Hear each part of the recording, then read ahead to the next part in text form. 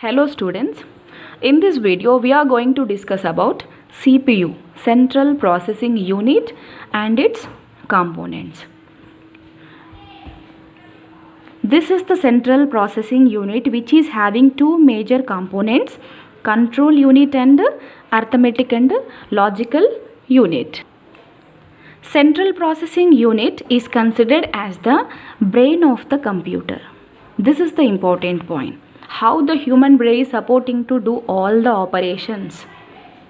In the same way, CPU supports to perform all the operations of a computer, so that it is treated as the brain of the computer, and it is also called as microprocessor. Remember, brain of a computer, microprocessor, because it is using for processing, no, so that here we use a microprocessor for processing all the operations, and it is the fastest and costly unit of the computer.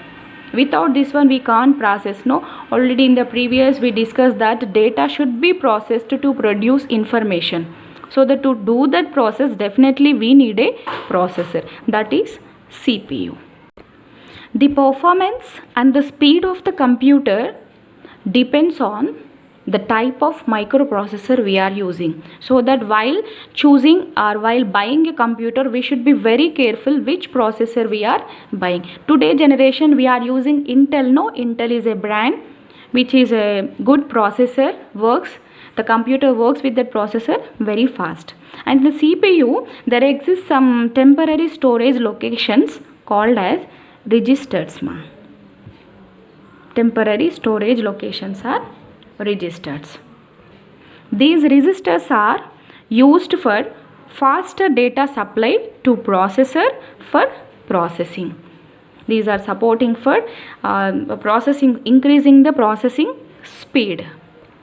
Come to the components of CPU. It is having two major components called as control unit and arithmetic and logical unit. As the name suggests, you can guess it, control unit, which controls all the activities of processor, how the data is going to be given and how it is going to process in the CPU, how it is going to connect to other storage devices. Everything will be controlled by this unit, so that it is treated as nervous system of a computer. Remember this point, nervous system of a computer.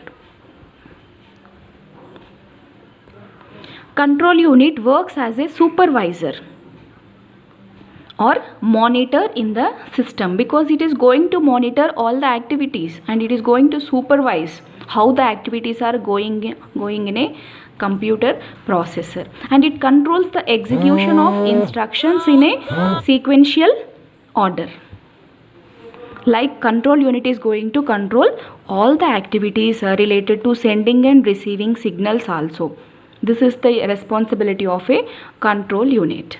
And to come to the ALU, arithmetic and logical unit. As the name suggests, it is going to perform all arithmetic and logical operations.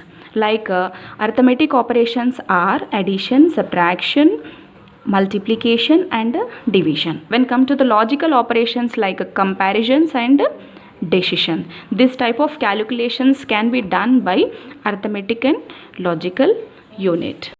In some computer processors, this ALU is divided into two distinct parts, AU and LU. Nothing but arithmetic unit performs arithmetic operations, logical unit performs the logical operations. Under the control of control unit, CU, nervous system, the data and instructions stored in the primary storage are transferred to arithmetic and logical unit for processing. If you want to perform addition or subtraction, whatever it may be, that will be supervised, nothing but under the control of control unit. Those will be transferred to ALU for processing. After performing arithmetic and logical operations, whatever you want to perform, those calculations, that sends intermediate and final results to the main memory. So these are the two main components of CPU working for doing operations in a computer. And finally, output unit of a computer architecture. Output unit is responsible for displaying the information. Once we feed the instructions through the input devices, after processing, we'll get the information on the output unit or output devices. So what is the work of output unit? It accepts the results produced by the computer that are in binary form, and it converts binary coded results to human acceptable form. So here you have to remember that generally computer, whatever we enter into the computer is not understood by the computer. Definitely it should be transferred into binary form, but that binary form is in the form of zeros and ones. No, we don't understand that language, so that it should be again translated to our human acceptable form. That is the work of output device. It takes binary form and it converts to human acceptable form, and finally it supplies the converted results to the user. We can say monitor is a standard output device. This is about anatomy of a computer, nothing but architecture of a computer, also called as block diagram of a computer. Thank you.